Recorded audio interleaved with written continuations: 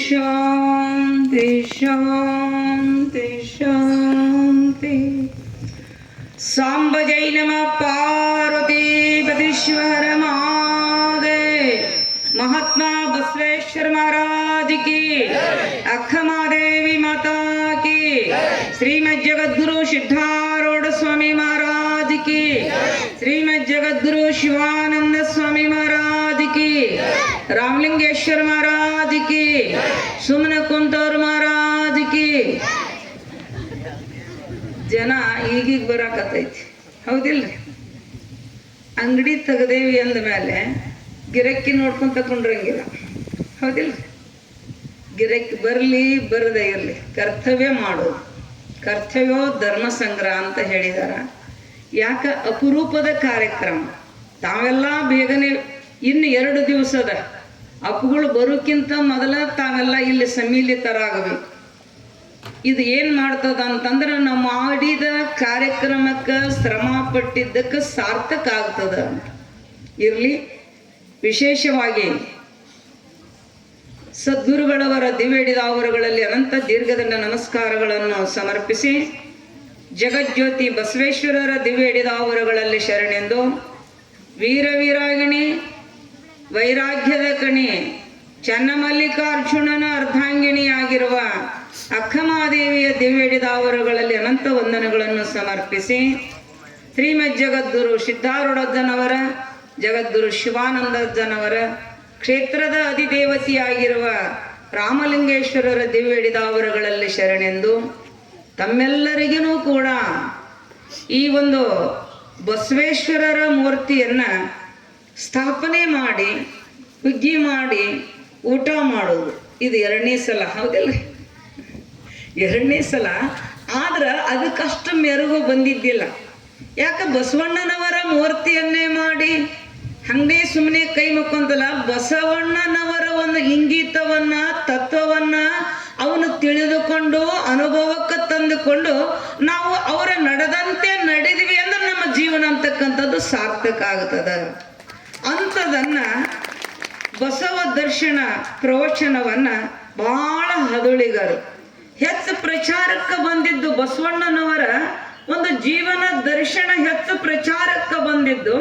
ಆ ತತ್ವದ ಮೇಲೆ, ಅವರ ದರ್ಶನದ ಮೇಲೆ ಹಂಬಲವನ್ನ ಹುಟ್ಟಿಸಿದವರು ಯಾರು ಅಂತಂದ್ರ ಪ್ರವಚನದ ಭಾಸ್ಕರರು ಆಗಿರುವ ಹದುಳ ಹೃದಯದವರು ಬಸವಣ್ಣನವರ ಶರಣರ ತತ್ವವನ್ನ ನಖಸಿಕ ಪರ್ಯಂತರವಾಗಿ ಅಳವಡಿಸಿಕೊಂಡು ತಮ್ಮೆಲ್ಲರಿಗೂ ಬಸವ ದರ್ಶನವನ್ನ ಮಾಡಿಕೊಡ್ತಕ್ಕಂಥ ಶ್ರೀಮನ್ನಿರಂಜನ ಪ್ರಣವ ಸ್ವರೂಪಿ ಗುರುದೇವರಾಗಿರ್ತಕ್ಕಂಥ ಕುಮಾರದೇವರು ವಿರೂಪಾಕ್ಷಪ್ಪಂಗಳವರ ದಿವ್ಯಡಿದಾವರುಗಳಲ್ಲಿ ಶರಣೆಂದು, ಗೋಕಾಕದ ಶೂನ್ಯ ಸಂಪಾದನೆಯ ಮಠದಿಂದ ಆಗಮಿಸಿರ್ತಕ್ಕಂಥ ಪೂಜ್ಯರ ಶ್ರೀಚರಣಗಳಲ್ಲಿ ಶರಣೆಂದು, ಇಲ್ಲಿ ಉಪಸ್ಥಿತರಿರ್ತಕ್ಕಂಥ ಇವತ್ತಿನ ಕಾರ್ಯಕ್ರಮದ ಸಾನ್ನಿಧ್ಯದಲ್ಲಿ ಉಪಸ್ಥಿತರಿದ್ದ ಮಾತೋಶ್ರೀ ನೀಲಮ್ಮ ತಾಯಿಯವರ ದಿವ್ಯಡಿದಾವರುಗಳಲ್ಲಿ ಶರಣೆಂದು, ಸಂಗೀತ ಸೇವೆಯನ್ನು ನೆರವೇರಿಸಿಕೊಡ್ತಕ್ಕಂಥ ಸಂಗೀತ ಬಳಗದ ಸಹೋದರರಿಗೂ, ಬೋಳೋಬಾಳದ ಸಕಲ ಸದ್ಭಕ್ತರಿಗೂ,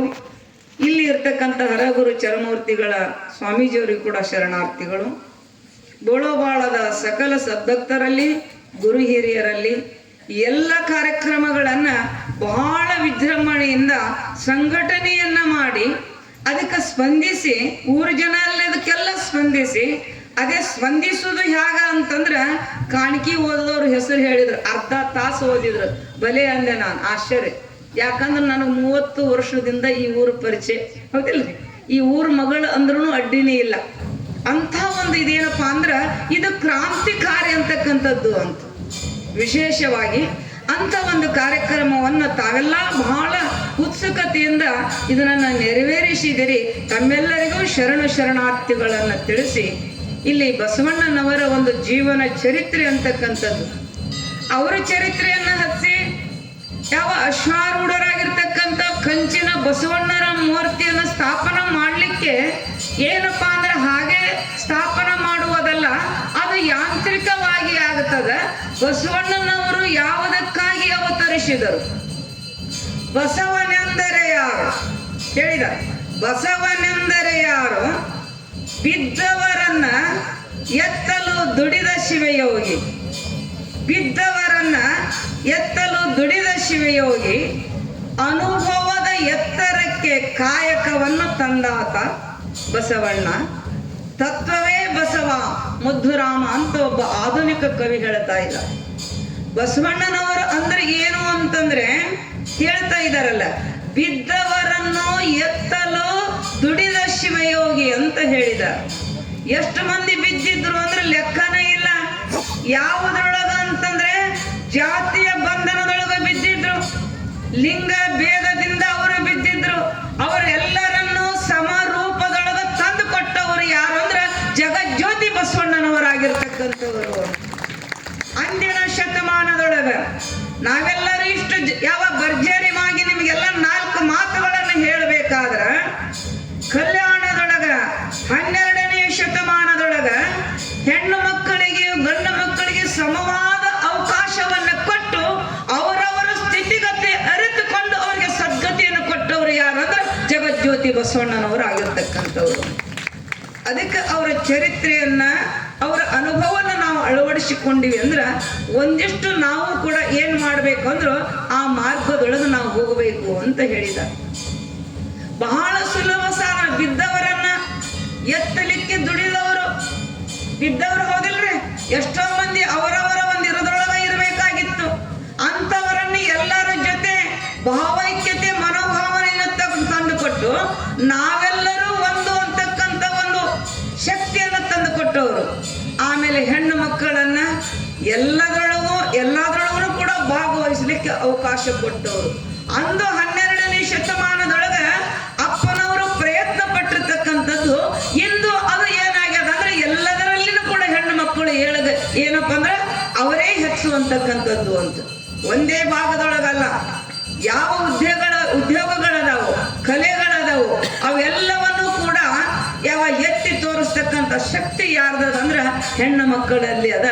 12ನೇ ಶತಮಾನದೊಳಗಾದ ಬಹಳ ಸುಲಭ ಸಾಧನ. 4 ಗೋಡೆಯ ಮಧ್ಯದೊಳಗಿರ್ತಕ್ಕಂಥ ಹೆಣ್ಣು ಮಕ್ಕಳನ್ನ ಜಗತ್ತಿನ ಹೊರಗೆ ತಂದು ಅವರ ವ್ಯಕ್ತಿತ್ವವನ್ನು ರೂಪಿಸಿಕೊಂಡು ದಿವ್ಯವಾದ ಜ್ಞಾನವನ್ನು ಪಡೆದುಕೊಂಡು ಸದ್ಗತಿಯನ್ನು ಹೊಂದಲಿಕ್ಕೆ ಅವಕಾಶ ಮಾಡಿಕೊಟ್ಟವರು ಜಗಜ್ಯೋತಿ ಬಸವಣ್ಣನವರು ಆಗಿರ್ತಕ್ಕಂಥವ್ರು. ಅವ್ರು ನನ್ನ ಎಷ್ಟು ಹೊಗಳಿದ್ರು ಕಡಿಮೆ. ಪುಣ್ಯಾತ್ಮರಾಗಿರ್ತಕ್ಕಂಥವ್ರು, ಜೀವನದುದ್ದಕ್ಕೂ ಕ್ರಾಂತಿಕಾರಿಯೇ ಆಗಿದ್ರು. ಯಾವುದಕ್ಕಾಗಿ? ತಮಗಾಗಿ ಅಲ್ಲ, ಲೋಕ ಕಲ್ಯಾಣಕ್ಕಾಗಿ. ಲೋಕ ಕಲ್ಯಾಣಕ್ಕಾಗಿ ದುಡಿದು ಜಗತ್ತಿನ ಜೀವಿ ಕೋಟಿಗಳನ್ನ ಯಾವ ಸುಖಿಯನ್ನಾಗಿ ಮಾಡಿದ್ರು. ಅವರು ನಮ್ಮವರು, ಇವರು ನಮ್ಮವರು ಅನ್ನುವ ಮಾತನ್ನು ತೊಡೆದು ಎಲ್ಲರೂ ನಮ್ಮವರು ಅಂತಕ್ಕಂಥ ಭಾವೈಕ್ಯತೆಯನ್ನು ತಂದುಕೊಟ್ಟವರು. ಆಮೇಲೆ ಪರಮಾತ್ಮನನ್ನು ಒಲಿಸಿಕೊಳ್ಳಬೇಕಾದ್ರೆ ಗುಡ್ಡಕ್ಕೆ ಹೋಗಿ ಗವಿ ಒಳಗೆ ಹೋಗಿ ತಪಸ್ಸು ಮಾಡ್ರಿ ಅಂತ ಹೇಳಿಲ್ಲ ಅವರು. ಯಾಕಂದ್ರೆ ಅದು ಆಗದ ಮಾತು. ಸುಲಭ ಸಾಧನ ಯಾವುದು ಅಂತಂದ್ರೆ ಸಪ್ತ ಸೂತ್ರಗಳು. ಕಳಬೇಡ, ಕೊಲಬೇಡ, ಹುಷಿಯ ನುಡಿಯಲು ಬೇಡ, ತನ್ನ ಬಣ್ಣಿಸಬೇಡ, ಇದಿರು ಹಳಿಯಲ ಬೇಡ.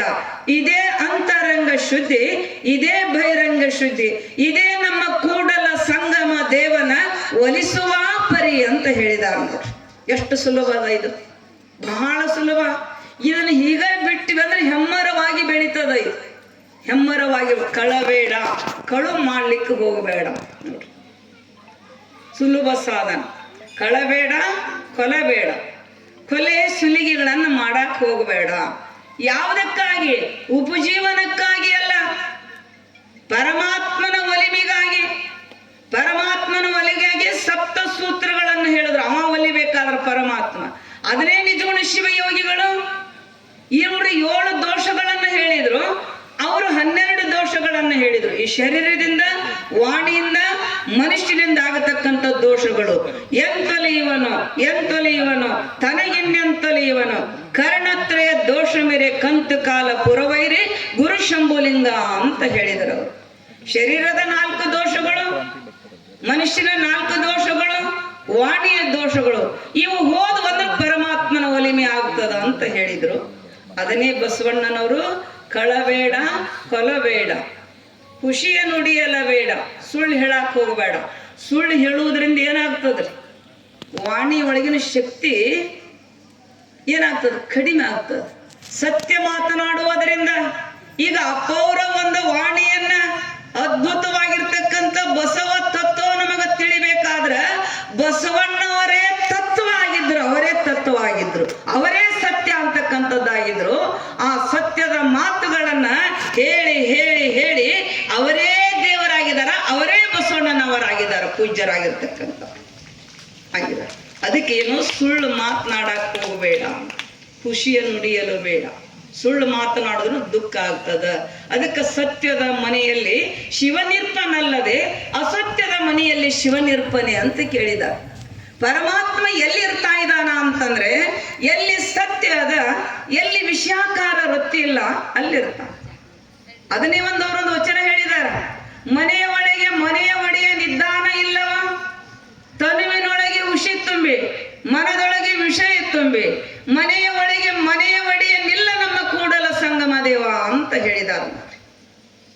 ಮನೆಯ ಒಳಗೆ ಮನೆಯ ಒಡೆಯ ನಿದ್ದಾನ ಇಲ್ಲವೋ, ಇದು ನಮಗೆ ಅನುಮಾನ ಬರಬೇಕಾದ್ರೆ ಈ ಊರೊಳಗೆ ಒಬ್ಬ ಸ್ನೇಹಿತ ಇದ್ರು, ಅವ್ರ ಬೆಟ್ಟಿಗೆ ನಾವು ಬಂದ್ವಿ.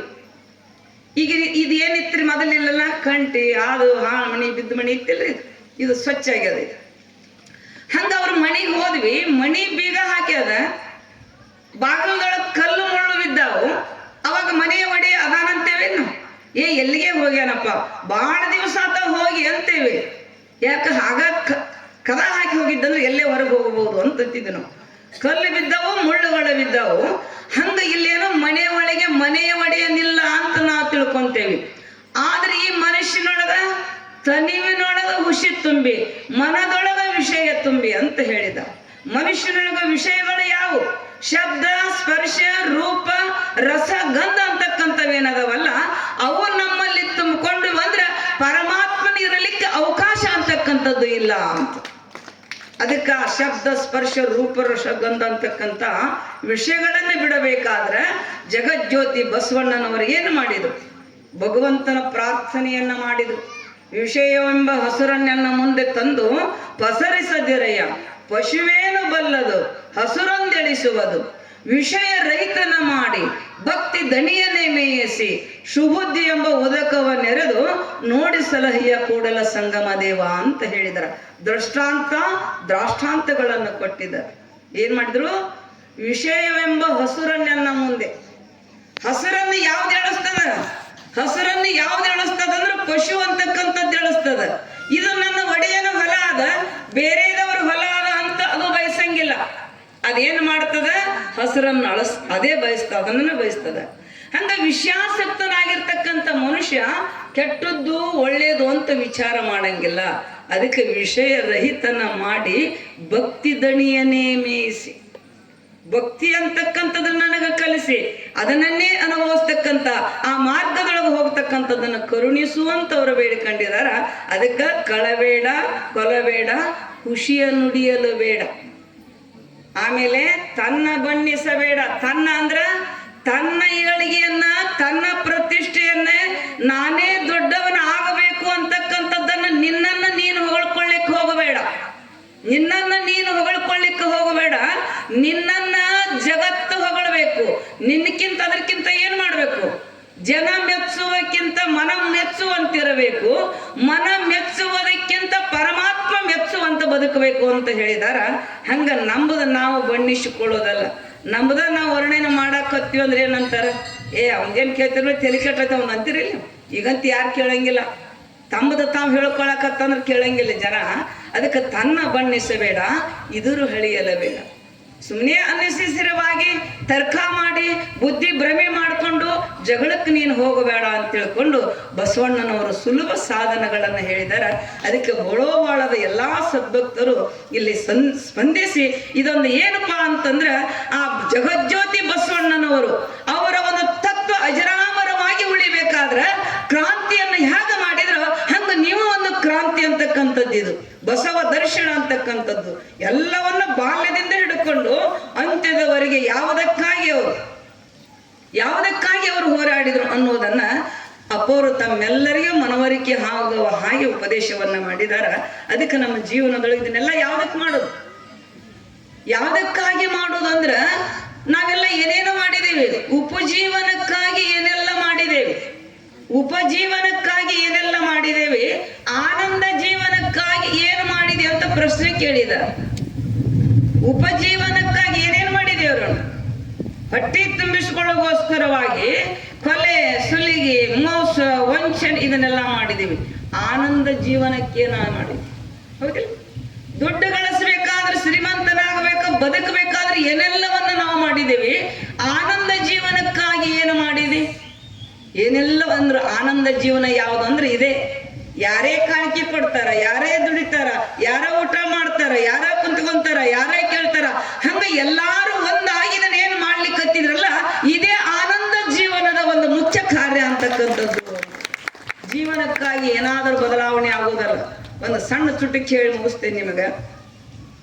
3000 ಮಠದೊಳಗೆ ನಾವು ಸಣ್ಣಾರು ಕಾಲೇಜಿಗೆ ಹೋಗುವಾಗ, ವುಮೆನ್ಸ್ ಕಾಲೇಜಿಗೆ ಹೋಗ್ತಿದ್ವಿ. ಅವಾಗ 30 ವರ್ಷದ ಹಿಂದಿದು. ಅಲ್ಲಿ ಭಿಕ್ಷುಕರು ಭಾಳ, ಅವಾಗ ಸೋಮವಾರಕ್ಕೊಮ್ಮೆ ಭಿಕ್ಷುಕರು ಭಾಳ. ಅಲ್ಲಿ ಏನಾಯ್ತು ಅಂತಂದ್ರೆ, ಕುಂತು ಬಿಡೋರು ಸಾಲು ಹಿಡಿದು, ಹಾಕೋರು ಹಾಕ್ತಿದ್ರು, ಹಾಕ್ದವ್ರು ಇಲ್ಲೇ ಇಲ್ಲ. ಅದರಾಗ ಒಬ್ಬ ಹುಡುಗಿದ್ದ, ಅವ ಕುರುಡನಂಗ ನಟನೆ ಮಾಡ್ತಾರ, ಕುರುಡ ಗೊತ್ತಿಲ್ಲ. ಯಾರು ಹಿಂಗ ಕೈ ಮಾಡ್ತಾರ ಅಲ್ಲೇ ತಾಟ್ ಹೋಯ್ತಿದ್ದ, ಅಲ್ಲಿ ಕುಂತ್ರು ಇಲ್ಲೇ ಬಂದು ತಾಟ್ ಹಿಡಿತಿದ್ದ. ಅಂದ ಕೂಡಲೇನ ನಾವಂದ್ವಿ, ಒಂದು 3 ಮಂದಿ ಇದ್ವಿ ನಾವು. ಅಲ್ಲಿ ಸಂಸ್ಕೃತ ಹೇಳಿಸ್ಕೊಳಕ್ ಹೋಗಿದ್ವಿ 3000 ಮಠಕ್ಕೆ. ಮಾನ್ವಿ ಸರ್ ಅಂತಿದ್ರು.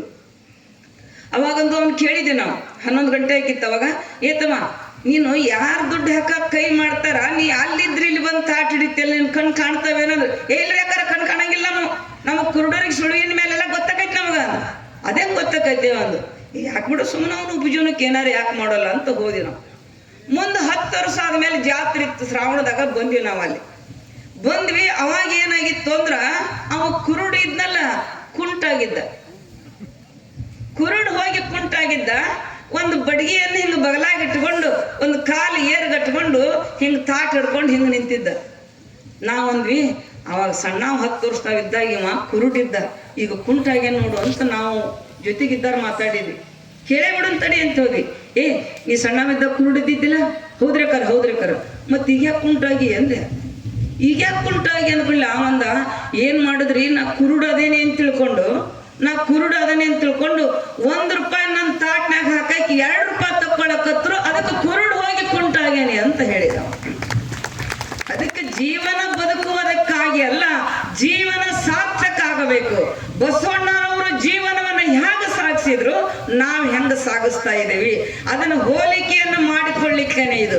ಅಪ್ಪವರಿಷ್ಟೆಲ್ಲ ಶ್ರಮ ಪಟ್ಟು ನಿಮಗೆ ಉಪದೇಶವನ್ನ ಮಾಡ್ತಾ ಇದ್ದಾರಲ್ಲ, ಒಂದಿಷ್ಟು ನಾವು ಅಳವಡಿಸಿಕೊಳ್ಳಬೇಕು. ಅಳವಡಿಸಿಕೊಳ್ಳದ ಇದ್ರೆ ಏನಾಗ್ತದಂದ್ರ, ಕಲ್ಲು ನೀರೊಳಗಿರ್ತಾನೆ ಏನು ಮೃದುವಾಗ ಬಲ್ಲೋದೆ ಅಂತ ಹೇಳಿದ.